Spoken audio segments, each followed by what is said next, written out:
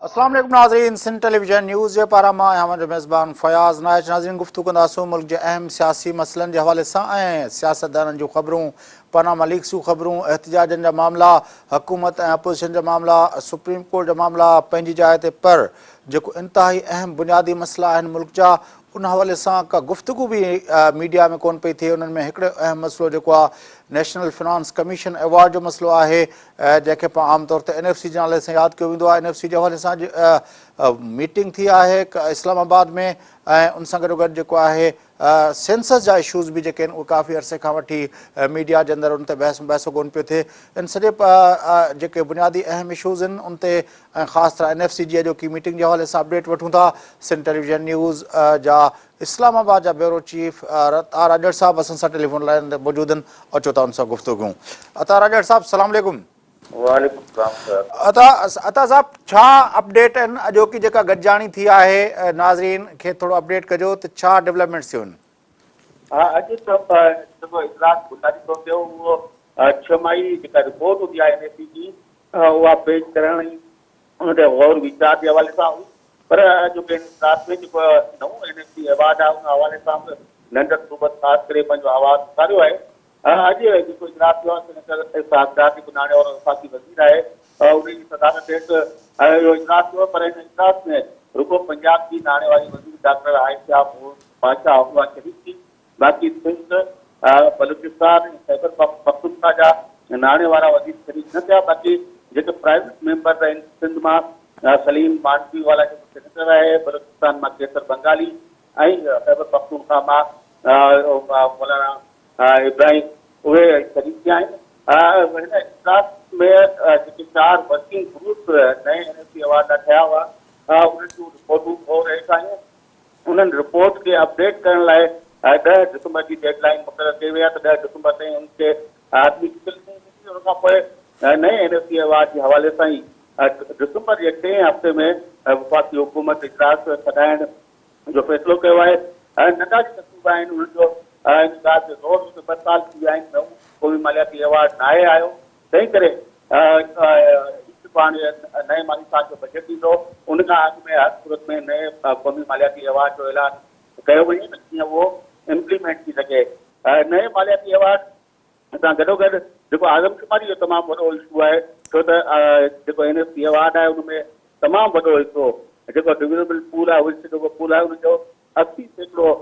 जेको सूबनि जे हिसे जो आहे उहो आबादी जे बुनियाद ते विराए वेंदो आहे। तंहिं करे सूबनि जो इहो बि त NFC अवार्ड सां गॾोगॾु आदमशुमारी वारो इशू बि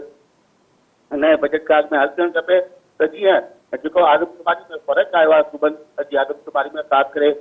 सिंध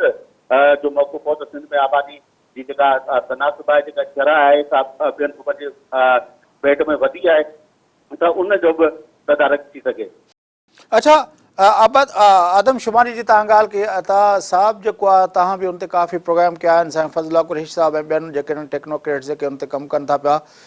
हीउ जेको आम तौर ते असां ॿुधूं था त आदमशुमारी जे हवाले सां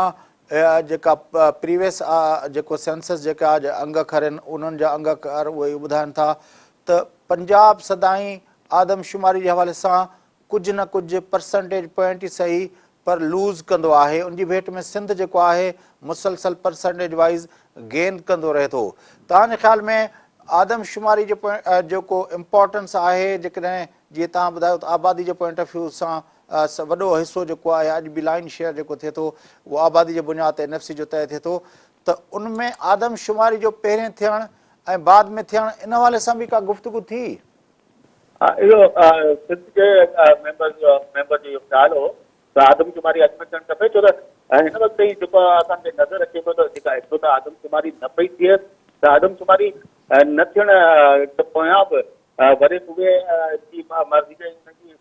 मंशा आहे, उहो नथो चाहे त हीअ आदमशुमारी जा नवां अंग अखर अचनि। छो त तव्हांखे यादि हूंदो पाकिस्तान पीपल्स पार्टी दौर में जेका घटशुमारी थी हुई, उन जा अंग अखर बि आया, उन खां सवाइ आलमी जेके इदारा आहिनि उन्हनि जे पारां टेंटेटिव जेके फिगर्स अचनि पियूं, उनमें इहो ई आहे त सिंध 1%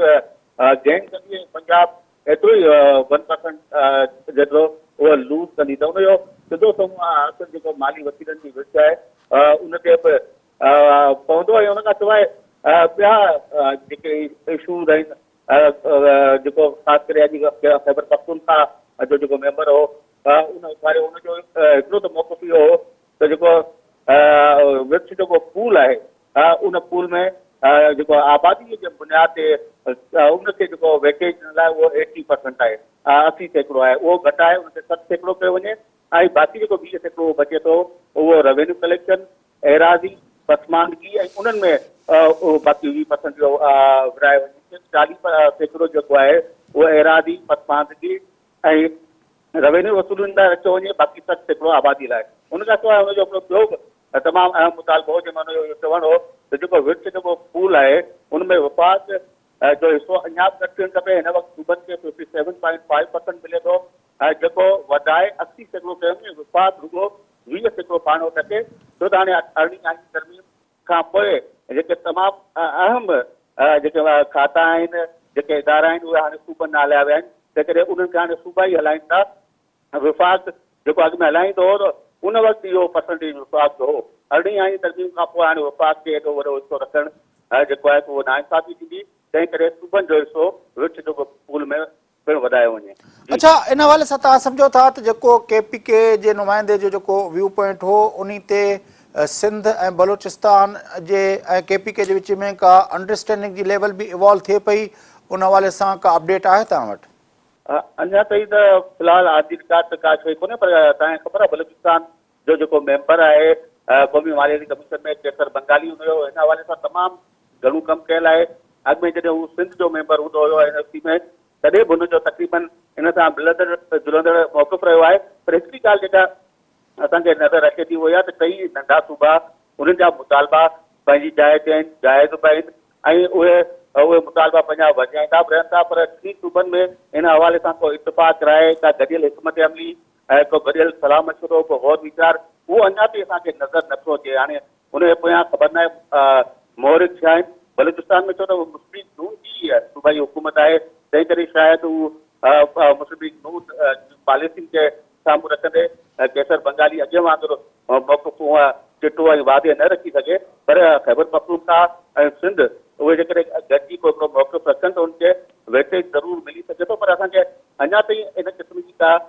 गॾियल हिकमत अमली नज़र नथी अचे। अच्छा सिंध जे अंदरि जेको फिनांस मिनिस्टर जो न हुजणु आहे NFC जे हवाले सां जेके गॾिजाणियूं थींदियूं उन्हनि में तव्हां सम्झो था त उनजो सिंध खे नुक़सानु पवंदो? ज़ाहिर आहे सिंध खे फुल फ्लेज हिन वक़्तु फिनांस मिनिस्टर जी ज़रूरत आहे छो त NFC जेको हाणे थींदो उहो हाणे गुज़िरियल 5 सालनि लाइ लागू हूंदो तंहिं करे अहिड़ो माण्हू हुजणु खपे जेको न रुगो हिन सॼे इशू खे सम्झंदो हुजे पर कुल वक़्ती कमु करे जेको बि सिंध जा मफ़ाद आहिनि उन सां लाॻापियल जेके बि मामला आहिनि उन्हनि मामलनि खे न रुगो ॾिसे पर हिननि इजलासुनि में शरीक थी पंहिंजो मौक़िफ़ मञाइण जी कोशिशि करे छो त अॼु जीअं तव्हां अॻु में ॿुधायो त सिंध जो NFC में जेको प्राइवेट मेंबर आहे सीनेटर सलीम मानवीवाला उहो मौजूदु हो ऐं सिंध जो फिनांस सेक्रेटरी मौजूदु हो पर सिंध जो फिनांस मिनिस्टर न हुजण जे करे हिननि जी अहमियत ओतिरी नथी थिए पंजाब जी डॉक्टर आयशा पाशा पाण आई ऐं ज़ाहिर आहे हुनजो हिकिड़ो पोर्टफोलियो हुनजो स्टेटस आहे हुनजे मिनिस्टर जे भेट में ॿियनि जी ॻाल्हि खे एतिरो घणो वज़न बि घणो करे अहिड़नि इलाइक़नि में न आहे मिलंदो तंहिं करे ज़रूरी आहे त सिंध जो पंहिंजो अलॻि फिनांस मिनिस्टर हुजे या पोइ घटि में घटि सिंध जो वॾो वरी मुराद अली शाह जेको फिनांस मिनिस्टर रहियो आहे हुनजो तजुर्बो बि आहे उनखे हिन अहम इशू ते ख़ासि करे NFC जे इजलासनि में क़ाइमु कॾहिं पाण शरीक थियणो पवंदो ऐं उन खां पोइ ई सिंध जो केस भरपूर नमूने सां पेश करे सघे थो। अता राजड़ साहब तव्हां काफ़ी अरसे खां वठी NFC ऐं ॿियनि समूरनि जेको आहे पंहिंजो मामलनि खे कवर बि कंदा रहिया आहियो उन ते प्रोग्राम बि कंदा रहिया आहियो तव्हां छा था सम्झो त हीउ जेको मामिलो आहे हिन वक़्तु उनमें सिंध जे अंदरि फिनांस मिनिस्टर न आहे ऐं समूरा मामला अॻिते वञनि पिया तव्हांजे ख़्याल में हिन भेरे तव्हां छा था एक्सपेक्ट कयो कि का ब्रेक थ्रू थींदो को NFC में का फार्मुलेशन जे अंदरि का तब्दीली जो इम्कानु आहे? फ़िलहाल जेके ॻाल्हियूं आहिनि जेके मुलाक़ातूं असां मुख़्तलिफ़ सूबनि जे नुमाइंदनि सां थियूं आहिनि लॻे इहो थो त शायदि ई 7 NFC अवार्ड कंटिन्यू थियणु वञे पियो को नओं अवार्ड अचे ऐं हुन ते सभिनी सूबनि जो इत्तेफ़ाक़ थिए जीअं पाकिस्तान पीपल्स पार्टी पंहिंजे दौर में हिकिड़ी तमामु वॾी ऐं अहम कामयाबी हासिल कई जो इन खां अॻु में तव्हांखे यादि हूंदो त रुगो आबादी अकेलो उञाण हूंदो हो जंहिंजे बुनियाद ते सूबनि विच में माली वसीलनि जी विच थींदी हुई। पाकिस्तान पीपल्स पार्टी पहिरियों भेरो उन रिवायत खे तोड़ियो ऐं जेका पूल में जेको सूबनि जो जेको हिस्सो आहे उहो आबादी उन में आबादी सां गॾोगॾु रेवेन्यू वसूली पसमानदगी ऐं एरादी वारा टे उञाण बि शामिल कराइण में कामयाब थी। ऐं उन वक़्तु छो त हिकिड़ी मफ़ाहिमत वारी सियासत हुई ऐं अरिड़हीं आईनी तरमीम बि उन ई पॉलिसी जी जमहूरियत तहत थी, तंहिं करे उन वक़्तु इहो कड़ो डुक ज़रूरु भरियो वॾे भाउ। पर हाणे जेका सूरत हाल आहे उन में लॻे नथो त का कस कसर पंजाब वरी खाईंदो ऐं नई वरी वफ़ाक़ जेको पंहिंजो हिसो आहे उन में उन सां हथु खणण लाइ तयारु थींदो। तंहिं करे वॾा इम्कान त इन ॻाल्हि जा था लॻनि त शायदि ही जेको आहे एवार्ड इहो कंटिन्यू करे ऐं के नए फार्मूला ते या के नए एवार्ड ते इतफ़ाक़ थियणु फ़िलहाल मुमकिन नज़र नथो अचे। अच्छा, सिंध जी टीम जेका आहे गुज़िरियल NFC भेरे जीअं तव्हां कैसर बंगाली साहब जी ॻाल्हि पए कई, उनखां पहिरियों असां ॾिठो त जेको आहे पंहिंजो सैयद सरदार अहमद जेको आहे सिंध जो केस पियो विढ़ियो। हिन भेरे तव्हांखे सिंध जी टीम जे अंदरि छा थो नज़र अचे त इहा बहितर आहे सिंध जी तयारी या गुफ़्तगू जेका थी आहे जेका तव्हांजी ॻाल्हि ॿोल उन्हनि सां ऑफ द रिकॉर्ड थी आहे, तव्हांखे लॻे थो त सिंध जी तयारी आहे, सिंध जी टीम अॻे जी भेट में कीअं आहे, उन ते थोरो तबसरो कंदव? सिंध जी टीम में उहो करंट नज़र नथो अचे जेको करंट असांखे इवन मुशरफ जे दौर में डॉक्टर हफ़ीज़ सैफ हुयो, उन वक़्तु न रुगो डॉक्टर हफ़ीज़ सैफ पाण पर उन सां गॾु जेका फिनांस डिपार्टमेंट जी सॼी टीम हुई, फिनांस सेक्रेटरी ऐं जेको गैर सरकारी मेंबर हुआ, उन खां सवाइ AK लोधी साहिबु हिकिड़ो तमामु वॾो नालो आहे इन हवाले सां। ऐं उन खां पोइ बि असां ॾिठो मुराद अली शाह जी सफ़ाई में बि टीमुनि कमु कया, उन वक़्तु बि सिंध फिनांस डिपार्टमेंट में तमामु सुठा ऑफिसर हूंदा हुआ। पर हाणे असांखे उन क़िस्म जी का टीम नज़र नथी अचे, न अहिड़ी तयारी नज़र थी अचे। न वरी सिंध जो को केस हमेशह जॾहिं बि NFC ते ॻाल्हि ॿोल थींदी आहे त सिंध जी मीडिया ऐं सिंध जे जेके दानिशवर ऐं पढ़िया लिखिया माण्हू आहिनि उनखे एतमाद में सिंध हुकूमत वठंदी, सिंध जो फिनांस डिपार्टमेंट वठंदो हो ऐं असांखे हिकिड़ो सॼो केस नज़र ईंदो हो। पर हाणे असांखे सिंध जो केस तयारु थियल नज़र नथो अचे। हाणे किथे फाइलनि हेठां दबियल हुजे त उहा ॿी ॻाल्हि आहे, पर मंज़र आम ते अञा ताईं इहा शइ न आहे अची सघी त सिंध नए NFC अवार्ड में छा थी चाहे, हुनजो मौक़िफ़ छा आहे, कहिड़ियूं तब्दीलियूं थियणु खपनि, कहिड़ियूं न थियणु खपनि, ऐं विफ़ाक़ खां छा थी वठणु चाहे, सूबनि विच में विच कीअं थियणु खपे, उन लाइ सिंध जो मौक़िफ़ छा आहे, इहे सभु शयूं अञा ताईं राज़ में। वॾी महिरबानी अता तव्हां असांखे जॉइन कयो। अता राजड़ साहब सिंध TV न्यूज़ जा ब्यूरो चीफ आहिनि इस्लामाबाद जा, उन्हनि सां गुफ़्तगू कई पई ऐं तव्हां ॿुधो त अता राजड़ साहब असांखे अपडेट पियो कयो त जेको इजलास थियो आहे उनमें सिंध जे फिनांस मिनिस्टर, न सिर्फ़ु सिंध जो फिनांस मिनिस्टर ज़ाहिर आहे उहो पोर्टफोलियो चीफ मिनिस्टर साहब वटां त उहो कोन शरीक थियो, पर KPK गवर्नमेंट ऐं बलूचिस्तान गवर्नमेंट बि पंहिंजा चीफ मिनिस्टर साहब जेके फिनांस मिनिस्टर उन ते कोन मोकिलिया। उनजी भेट में जेका गैर सरकारी मेंबर आहिनि उन्हनि जेका उहा शिरकत कई, पर पंजाब जी जेका शिरकत हुई उहा भरपूर हुई ऐं इसाक डार साहब बि जेके प्रोग्राम जेके मीटिंग जे अंदरि कोन आया। वर्किंग ग्रुप जेके 4 ठहियल आहिनि उन हवाले सां जेका आहिनि रिपोर्टूं पेश थियूं या उन्हनि ते पंहिंजो टेका टिप्पणी थी। 3 डिसंबर ते जेको आहे डिसंबर जे 3 हफ़्ते में जेको आहे उन हवाले सां ॿी मीटिंग थींदी ऐं सिंध जे हवाले सां जेका गुफ़्तगू पई थी त सिंध जी तयारी जेका आहे उहा एतिरी नज़र कोन थी अचे। अता राजड़ साहब जो इहो व्यू पॉइंट हो, छाकाणि त ऑफकोर्स जेको गुज़िरियल भेरे जेका टीम हुई उन टीम में डॉक्टर कैसर बंगाली साहब हुआ ऐं ॿिया जेके आहिनि उन वक़्तु साईं मुराद अली शाह साहब बि हुआ ऐं उन वक़्तु जेका आहे वफ़ाक़ जे अंदरि बि पीपल्स पार्टी जी हुकूमत हुई त शायदि उन्हनि खे वधीक सहूलियत हुई। बलूचिस्तान जे अंदरि बि उन्हनि जी हुकूमत हुई। हिन भेरे पंजाब खे जेको फ़ाइदो आहे उहो इहो फ़ाइदो आहे त पंजाब जे अंदरि बि नून लीग जी हुकूमत आहे, त वफ़ाक़ जे अंदरि बि नून लीग जी हुकूमत आहे ऐं चीफ मिनिस्टर बलूचिस्तान बि नून लीग सां तालुक़ु रखे थो। इहा जेका ट्राइका नून लीग जी ठहियलु आहे ऐं ला महला नून लीग जेका मरकज़ी क़यादत फ़ैसिला कंदी उहे अहिड़ा हूंदा जंहिंमें काफ़ी जेको आहे पंजाब जो मौक़ुफ़ जेको आहे उहो डोमिनेट कंदो ऐं पर साॻे वक़्तु ॾिसिजे इहो थो त डॉक्टर मालिक बलोच साहब जेका ऐं उनजी पार्टी जेका आहे उहा कोalition में आहे। ख़ुदि महमूद ख़ान अचकज़ई जी पार्टी जेका उहा कोalition में आहे। उहा बलोचिस्तान जे पारां कहिड़ो मौक़िफ़ रखनि था। डॉक्टर कैसर बंगाली साहब बि उनखे रिप्रेज़ेंट करे थो। इहे सभई शयूं जेके आहिनि इन ॻाल्हि जी निशानदेही कनि थियूं त बलोचिस्तान जे पारां को भरपूर केस ईंदो ऐं ख़ैबर पख्तूनख्वा जेको आहे उन हवाले सां इमरान ख़ान साहब जी जेका पार्टी जी हुते हुकूमत आहे उहा काफ़ी एग्रेसिव आहे NFC जे हवाले सां ऐं उन्हनि जो चवण इहो आहे त नंढनि सूबनि खे जेको आहे उहो कोन पियो पंहिंजो ॾिनो वञे ऐं जेका अतारा जट साहब पाण खे अपडेट पियो कयो त उन्हनि जा ॿ जेके आहिनि उहे इंतिहाई मुतालबा अहम आहिनि ऐं जेको गुज़िरियल NFC में जेका रिवायत पई आहे त आबादी जे बुनियाद ते जेको आहे हिन वक़्तु जेको उहो आबादी जो जेको आहे तनासुब जेको आहे उहो अञा घटायो वञे आबादी जे ऐं 40% जेको आहे उहो ॿियनि क्राइटेरियाज़ ते रखियो वञे ऐं 60% सिर्फ़ु आबादी ते रखियो वञे जेको हींअर 80% आहे। साॻे वक़्तु जेको आहे KPK गवर्नमेंट जे पारां जेको अतारा जट साहब पाण खे अपडेट पियो कयो त इहो मौक़िफ़ बि आयो आहे त ख़ुदि जेको वफ़ाक़ ऐं सूबनि जे विच में जेको जेका डिस्ट्रीब्यूशन आहे जंहिंमें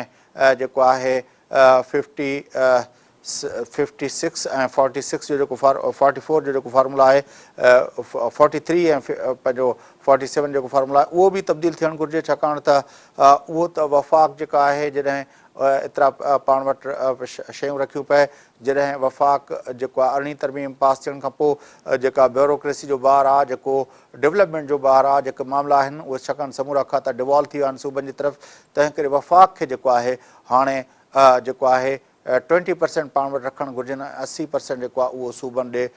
जेको आहे NFC जो जेको आहे उहो डिवॉल्व थियणु घुरिजे। पर ज़ाहिर आहे इहे एॾा वॾा मुतालबा आहिनि जंहिंजे लाइ तमामु वॾे होमवर्क जी ज़रूरत आहे ऐं उनजे लाइ जेको आहे हिकिड़ो कंसेसस बि ठाहिण जी ज़रूरत आहे। पर असांखे जीअं अतारा जट साहब अपडेट पियो कयो त इन तरह जो कंसेसस हिन वक़्तु ताईं उते असांखे नज़र कोन थो अचे ऐं सूबनि जे विच में जेके ख़ासि तरह नंढा सूबा जेको चयो वञे थो जंहिंमें सिंध बलोचिस्तान ऐं ख़ैबर पख्तूनख्वा अचनि था उन्हनि जे क़यादतुनि जे विच में बि का अंडरस्टैंडिंग ऐं का उहो बि नज़र कान थी अचे। बहरहाल ईंदड़ जेके ॾींहं जेका अॼु खां पोइ जेको हीअ जेके 3-4 हफ़्ता आहिनि उहे NFC जे हवाले सां तमामु इम्पॉर्टेंट आहिनि ऐं यकीनी तौर ते उनमें ॾिसिजे इहो थो त जीअं अतारा जट साहब खां पाण सवाल कयो त जेको सिंध खे हिकिड़े फुल फ्लेज फिनांस मिनिस्टर जी ज़रूरत आहे जेको NFC जे मामलनि खे न सिर्फ़ु ॾिसे पर उन ते कमु थिए ऐं उनमें सिंध जे केस जी तयारी जे हवाले सां जेकॾहिं के शयूं रहिजी वियूं त उहो जेको आहे पंहिंजो तयारी बि थिए ऐं उन सां गॾोगॾु उहो अपडेट बि थिए। इन ते वधीक गुफ़्तगू कंदासीं नाज़रीन पर फ़िलहाल वठूं था वक़फ़ो वापसि अची प्रोग्राम खे अॻिते वधायूं था असां सां गॾु।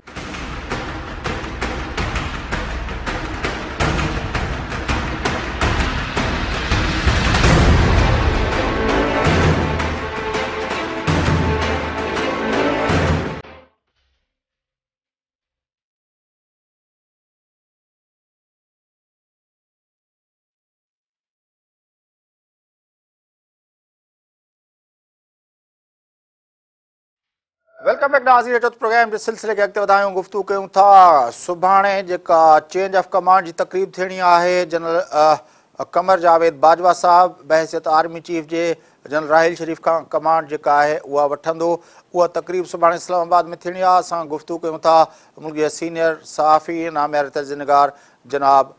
सिद्दीक़ साजिद साहब सां अचो त उन सां गुफ़्तगू। सिद्दीक़ साजिद साहब अस्सलाम वालेकुम। वालेकुम अस्सलाम। सिद्दीक़ साजिद साहब क्या तैयारियां हैं कल की चेंज ऑफ कमांड की तकरीब के हवाले से? जी कल जो तब्दीली कमांड की तकरीब है ये GHQ के आर्मी हॉकी स्टेडियम में होगी। तकरीब का जो आगाज है वो तकरीबन कोई 10:30 बजे 11:15 बजे के करीब होगा। ताहम सिक्योरिटी वजूहात की बिना पर मेहमानों को यह हदायत की गई है कि वो 10 बजे तक जो है वो पहुंच जाए। इस हवाले से यहाँ पर सिक्योरिटी के गैर मामूली इंतजाम किए गए हैं, वहीं पर ट्रैफिक के भी खुसूसी इंतजाम किए गए हैं। तकरीब के हवाले से मैं थोड़ा सा आपको बता दूं कि इसमें तीनों मुसल्लह अफवाज के जो सरबराहान हैं वो इसमें मौजूद होंगे। Chairman joint chief of staff committee general Zubair Mahmood Hayat, वफाकी सेक्रेटरीज, वफाकी वज़रा, अरकान पार्लियामेंट, कोर कमांडर और जो सीनियर फौजी अफसरान हैं, साबिक आर्मी चीफ्स हैं, साबिक chairman joint chief of staff committees हैं, उन सबको इसमें दावत दी गई है और मुख्तलिफ किस्म के इनक्लोजर जो हैं वो बनाए गए हैं इस तकरीब के हवाले से। और इसमें जो मौजूदा आर्मी चीफ हैं जनरल राहिल शरीफ वो जो है वो तब्दीली कमांड की इस तकरीब के मेहमान खुसूसी होंगे, जबकि जो नामजद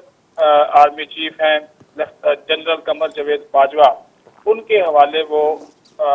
कमांड करेंगे। और इस हवाले से जो एक रवायती एजाजी छड़ी होती है, एक जर्नैल के हाथ में वो जो छड़ी है वो नए आर्मी चीफ के हवाले करें। और इस मौका पर एक खिताब भी होगा, आर्मी चीफ जनरल राहील शरीफ का अलविदाई खिताब होगा। और उसके बाद फिर एक परेड होगी, परेड में फौजी और मिलिट्री जो नगमे हैं वो भी पेश किए जाएंगे। जी अच्छा, क्या इस्लामाबाद के हल्के ख़ास तौर पर जो अपना अस्करी मामला से रिलेटेड हैं या जो अपना सिक्योरिटी और नेशनल सिक्योरिटी के हवाले से जो एक्सपर्ट्स हैं, उनका क्या व्यू पॉइंट है कि ये जो अपना तब्दीली हुई है पाकिस्तान के अंदर, चेंज ऑफ कमांड की, उसका पाकिस्तान की मजमूई अपना पॉलिसीज़ पे क्या असरात होंगे? देखिए, जो तकर्री की गई है जनरल कमर जवेद बाजवा की, वो इस हवाले से अहम है कि इसमें जो हमारी मौजूदा अस्करी क़यादत है यानी कि जनरल राहील शरीफ, उनकी भी मुशावरत जो है वो लाजमी तौर पर शामिल है। फिर जनरल कमर जवेद बाजवा को वसी तजर्बा है दहशत गर्दी, इंतहा पसंदी से निपटने के हवाले से। फिर मशरकी और मगरबी सरहदों पर जो तनाव की सूरत हाल है उससे भी निपटने का वो तजर्बा रखते हैं, क्योंकि वो कमांड कर चुके हैं 10 कोर की, जो कि पाक फौज की सबसे बड़ी कोर है। और इस वक्त जो लाइन ऑफ कंट्रोल और वर्किंग बाउंड्री पे मामलात हैं उनको भी ये 10 कोर ही देखती है। फिर वो इंस्पेक्टर जनरल ट्रेनिंग और एवेल्युएशन रहे थे, तो वहाँ पर भी उन्होंने जो फौज की तरबीती मशकों के हवाले से काम किया, वो बहुत ज़्यादा उसको सराहा गया था। तो इसमें वफाकी दारुल-हुकूमत के हल्के जो हैं यही कह रहे हैं कि ये जो तसलसल है जनरल राहील शरीफ का, उसको ये आगे बढ़ाएंगे, क्योंकि उनका ये चैलेंज ये होगा कि वो जनरल राहील शरीफ ने जो किया है उससे वो काम तो किसी सूरत कर ही नहीं सकते। उससे उनसे आगे ही जाना पड़ेगा, बेहतर करना पड़ेगा, बेहतर काम करना पड़ेगा, अंदरूनी सलामती के लिए भी और बैरूनी सलामती के हवाले से। और वो चैलेंजों से निपटने वाले इंसान हैं, तो वो तवक्को यही ज़ाहिर की जा रही है कि वो जो पॉलिसीज़ हैं मुसल्लह फ़ौज की वतन के दिफा, सिक्योरिटी, दहशत गर्दी के हवाले से, इनको वो जारी रखेंगे। जी अच्छा, ये जो अपना आ रहे हैं कि वो जनरल कमर जावेद बाजवा साहब काफ़ी पढ़ने लिखने के अपना आदी हैं और वो काफ़ी इंटेलेक्चुअल किस्म के उसका वो है, और वो शायद इस तरह जो एक्टिविज़म नज़र आता था हमें जनरल राहील शरीफ के अंदर, शायद उस तरह की पोस्चरिंग ना कर सकें। जनरल कमर जवेद बाजवा एक प्रोफेशनल सोल्जर हैं, उनको तमाम मामला से जो है वो आगाही हासिल है। और वो इस तरह, चूँकि फौज में डिसिप्लिन, सारी चीज़ें, इन चीज़ों को मद्देनजर रखा जाता है। बेशक उनकी सीनियरिटी के हवाले से वो चौथे नंबर पर थे और कमो बेश 4 जो जर्नैल हैं वो सुपरसीड हुए हैं, लेकिन उनकी जो तालीमी काबिलियत है, उनकी जो मुख्तलिफ इदारों की सरबराही है, फिर वो नादरन एरिया की जो कमांड है वहाँ की GOC के तौर पे वो भी कर चुके हैं, और भी बहुत से अमूर के ऊपर उनकी दस्तरस जो है वो हासिल है। इल्मी आदमी हैं, पढ़ाते भी रहे हैं, तो ये भी उनको एक जाता है कि उनका जो अपनी एक शख्सियत की क्या होगा वो भी इसमें बड़ा अहम रोल प्ले करेगा। चैलेंजेस उनके लिए होंगे और उन चैलेंजेस से निपटना, क्योंकि पाकिस्तान आज भी जो मुख्तलिफ किस्म के दहशत गर्दी के वाक़यात होते हैं जिसका शिकार होता है, हमारे दुश्मन जो हैं किसी न किसी तरीके से पाकिस्तान को कमज़ोर करने की कोशिश करते हैं, तो उस हवाले से भी उनके लिए जो चैलेंजेस हैं वो बहुत ज़्यादा होंगे। जी अच्छा, ये जो अपने पिछले अपना सिद्दीक साजिद साहब, आप अस्करी मामलात को काफ़ी देखते रहे हैं और उस हवाले से शायद सिद्दीक साजिद साहब सां असांजो राब्तो कटिजी वियो। तमामु इम्पोर्टेंट जेको मामलो आहे, सुभाणे चेंज ऑफ कमांड थिए पई, ख़ासि तौर पर ते असां ॾिसूं था त पाकिस्तान जे अंदरि जेको आर्मी चीफ जो उहिदो आहे उहो तमामु घणनि हवालनि सां काफ़ी इम्पोर्टेंट उहिदो हुजे थो, छाकाणि त आर्मी चीफ जेको आहे पाकिस्तान जे अंदरि जेको आर्मी चीफ जो आहे उहो पाकिस्तान जे ख़ासि तरह सिक्योरिटी मामलनि ते, ऐं जीअं पाकिस्तान जी सिद्दीक साजिद साहब असांखे ॿुधायो पिए त जेके मामला आहिनि पंहिंजो ख़ासि तरह वेस्टर्न ऐं ईस्टर्न बॉर्डर ते, उन जे करे पाकिस्तान जी परॾेही पॉलिसी ते बि आर्मी चीफ जे जेको आहे उहो पंहिंजो जेका राय आहे उहा काफ़ी जेको असरअंदाज़ थिए थी। ऐं ख़ासि तरह असां ॾिसूं था त पोयां जेके 3 जेकॾहिं आर्मी चीफ पाण उनखे एनालाइज़ कयूं त उन्हनि में असांखे नज़र अचे थो जनरल जेको आहे कियानी साहब, पंहिंजो जनरल राहील शरीफ साहब जी जेका लेगेसी आहे ऐं उनखां अॻियों जेको पंहिंजो आर्मी चीफ हो जनरल कियानी साहब उनजी लेगेसी ऐं उनखां अॻियों जेको आर्मी चीफ हो जनरल परवेज़ मुशर्रफ उन्हनि टिनि जी लेगेसीज़ खे जेकॾहिं चेक कजे ऐं उन्हनि खे जेकॾहिं एनालाइज़ कजे त उहे टे बिल्कुलु मुख़्तलिफ़ जेके आहिनि पंहिंजो माइंड सेट रखंदड़ ऐं टे मुख़्तलिफ़ लेगेसीज़ खे रिप्रेज़ेंट कंदड़ माण्हू हुया। जनरल परवेज़ मुशर्रफ जेको हुयो उहो पंहिंजे दौर में उहो जनरल हुयो जंहिं पंहिंजो इलेक्टेड गवर्नमेंट्स जी जेका आहे उनजी रिट खे जेको आहे अंदरून खाना बि चैलेंज कयो छाकाणि त उन वक़्तु जेको आहे आर्मी चीफ जॾहिं परवेज़ मुशर्रफ खे आर्मी चीफ मुक़ररु कयो वियो त उन वक़्तु नवाज़ शरीफ़ साहब जेको आहे उहो मुल्क जो वज़ीर आज़म हुयो ऐं नवाज़ शरीफ़ साहब जेको आहे उहो बार बार इहा ॻाल्हि रिकॉर्ड ते चई चुको आहे त जेका कारगिल वार हुई कारगिल वार में उन वक़्तु जे army chief general Pervez Musharraf उन वक़्तु जे वज़ीर आज़म मियां नवाज़ शरीफ़ साहब खे एतमाद में न वरितो हुयो। पोइ वरी कारगिल वार खां पोइ असांखे नज़र आयो त उहो साॻियो जनरल जेको आहे उन पाकिस्तान जे आइन खे जेको आहे पंहिंजो उन जी ख़िलाफ़ वर्ज़ी कंदे आइन खे जेको आहे उन जे पंहिंजे पावर्स खां अॻिते वञी न सिर्फ़ु हुकूमत खे टेक ओवर कयो ऐं मार्शल जेको आहे पंहिंजो नाफ़िज़ कयो ऐं चूंडियल हुकूमत जो तख़्तो ऊंधो कयो। उनखां पोइ जेको आहे उन 8.5 सालनि ताईं हुकूमत कई। उन जे बरक्स जनरल कियानी जो जेको दौरु हुयो जनरल कियानी जो दौरु इहो हुयो त जनरल कियानी जे दौर में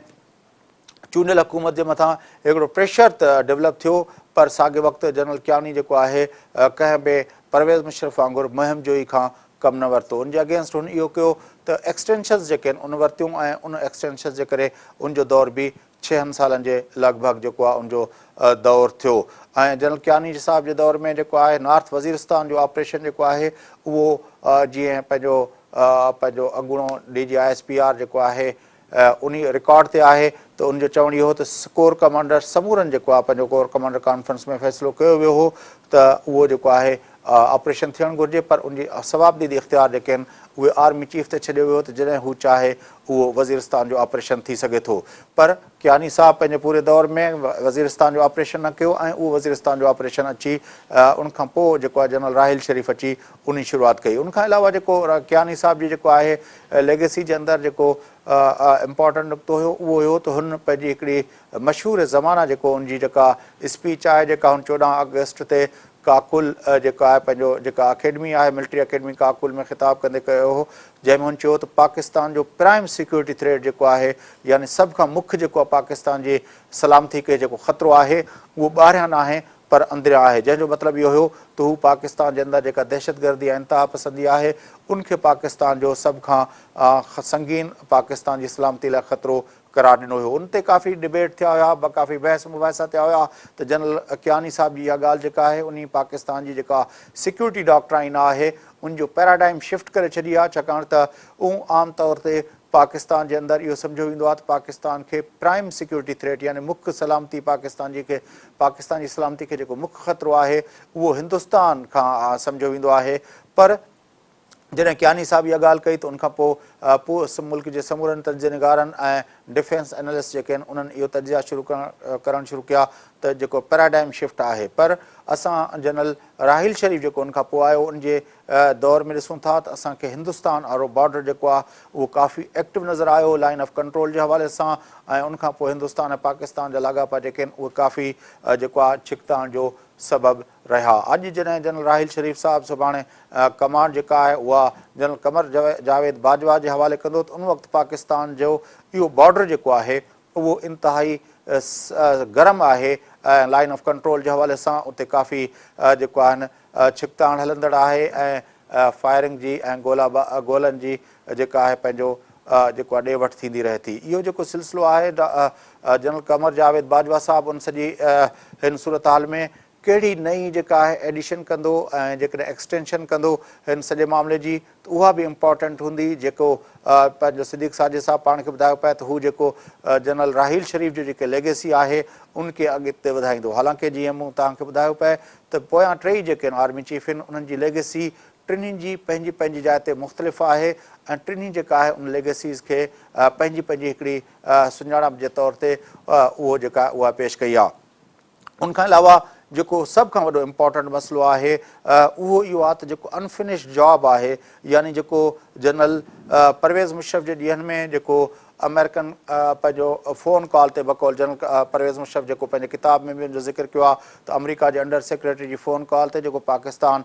वॉर ऑन टेरर में जेको आहे फ्रंट लाइन स्टेट जे तौर ते रोल अदा कयो उहो जेको सिलसिलो हलंदो आयो जनरल कियानी जे दौर में ताईं उनमें डू मोर जूं जेके आहिनि पंहिंजो आवाज़ अमेरिका जे तरफ़ां ईंदा रहिया पर उहो जेको पाकिस्तान जो इंटरनल मसइलो आहे दहशतगर्दी जो उन जे लाइ बि हिकिड़ो इंतिहाई इम्पोर्टेंट जेको आहे इहो फेज़ रहियो आहे जंहिंमें जनरल पंहिंजो परवेज़ मुशर्रफ जो दौर जनरल कियानी जो दौर उनखां पोइ जनरल राहिल शरीफ़ जे दौर में जेको आहे उनमें निस्बतनि पाकिस्तान जे अंदरि दहशतगर्दी जे मामलनि जे हवाले सां कुझु घटिताई आई आहे ख़ासि तरह कराची जे अंदरि जेको लॉ एंड ऑर्डर जी सूरत हाल काफ़ी ख़राब थी वई हुई ऐं परवेज़ मुशर्रफ जे ॾींहंनि में त तमामु संगीन नोयत जा वाक़िया थिया जंहिंमें 12 मई ॿिया इन तरह जा केतिरा ई वाक़िया शामिल आहिनि पर उहे जेके मामला आहिनि जनरल कियानी जे दौर में बि जेको हुयो जॾहिं पीपल्स पार्टी जी हुकूमत हुई तॾहिं बि कराची जो जेको लॉ एंड ऑर्डर आहे उहो इंतिहाई संगीन जेको आहे पंहिंजो नोयत जी ख़राबियुनि में रही टारगेट किलिंग जा वाक़िया मुसलसल थींदा रहिया पर जनरल राहिल शरीफ़ जे अचण खां पोइ ऐं मुस्लिम लीग नून जी हुकूमत जनरल राहिल शरीफ़ इन्हनि गॾिजी जेको आहे कराची जे अंदरि जेका सूरत हाल पैदा कई आहे उन सूरत हाल खे जनरल कमर जावेद बाजवा जे अचण खां पोइ उन ते कहिड़ो इम्पैक्ट पवंदो ऐं ख़ुदि जेको आहे उहो कराची जो अमन अमान न सिर्फ़ु इहो आहे त उन्हनि जे ख़िलाफ़ु ऑपरेशन थिया दहशतगर्दनि जे ख़िलाफ़ु पर उनखां अलावा जेको आहे जेका डेवलपमेंट थी आहे सियासी महाज़ ते ऐं उनमें ख़ासि तरह जेका PSP ठही ऐं उनखां पोइ जेको आहे फारूक सत्तार साहिब जो ग्रुप ठहियो ऐं लंडन वारी MQM जेका आहे उहा जुदा थी वई हाणे असां कल्ह 3 ॾींहं खां वठी ॾिसूं था पिया त लंडन MQM जेका आहे उहा MQM फारूक सत्तार ग्रुप जे जेको आहे जंहिंखे MQM पाकिस्तान बि चयो वञे थो उन जे मीटिंग्स जे मथां हमलावर थिए थी छा इहा जेका तब्दीली आहे इहा ख़ुदि जेको आहे पाकिस्तान जे जेको चेंज ऑफ कमांड आहे उहो उन सां लाॻापियल आहे या न इन तरह जा ॿिया केतिरा ई सवाल जेके आहिनि उहे असांखे नज़र अचनि था पिया जेके मुल्क जे मुख़्तलिफ़ इलाइक़नि जा रहंदड़ माण्हू जेके आहिनि उन्हनि जे ज़हन में आहिनि त पाकिस्तान जे अंदरि आर्मी चीफ जी तब्दीली खां पोइ जेको सवात वज़ीरिस्तान ऐं इन्हनि इलाइक़नि ते जेका एक्सेस थी पाकिस्तान जे सिक्योरिटी फोर्सिस जी छा उहा रिट जेका आहे उहा जीअं जो तीअं बहाल रहंदी या इहे समूरा ऑपरेशन्स आहिस्ता आहिस्ता थधा थी वेंदा कराची जीअं जो तीअं बहाल रहंदो या इहे मामला अञा वधीक जेको आहे पंहिंजो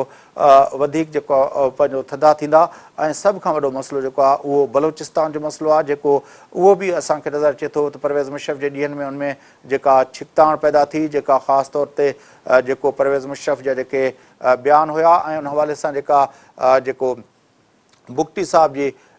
मथां जेके हमिलो थियो नवाब अकबर बुगटी जे मथां ऐं उनखां पहिरियों जेको आहे जेका जनरल परवेज़ मुशर्रफ ॻाल्हियुनि जी कमेटी ठाही उहा कमेटी वारियूं ॻाल्हियुनि जे लाइ जेका कमेटी वई उन ॻाल्हियूं करे जेका वसीम सिजाद चौधरी शुजात ऐं मुशाहिद हुसैन ते मुश्तमिल हुई उहे ॻाल्हियूं ॼण चयो त बुगटी साहिब सां उन्हनि जूं तय थी वियूं पर उहे मामला कोन थिया हाणे जेको आहे बलोचिस्तान जे बारे में छा पॉलिसी हूंदी ख़ासि तौर ते जॾहिं हाणे पाक चाइना पाकिस्तान इकनॉमिक कॉरिडोर जा जेके मामला आहिनि उहे तमामु अॻे फेज़ ते वञनि था पिया ऐं पाकिस्तान कुझु ॾींहं पहिरियों उन हवाले सां हिकिड़ी जेका आहे पंहिंजो पहिरीं खेप जेका आहे उते पहुचाइण जी ख़बर बि आई पर छा इहे समूरा मामला जेके आहिनि स्मूथ ट्रांज़िशन में हलंदा बलोचिस्तान में पीस थींदो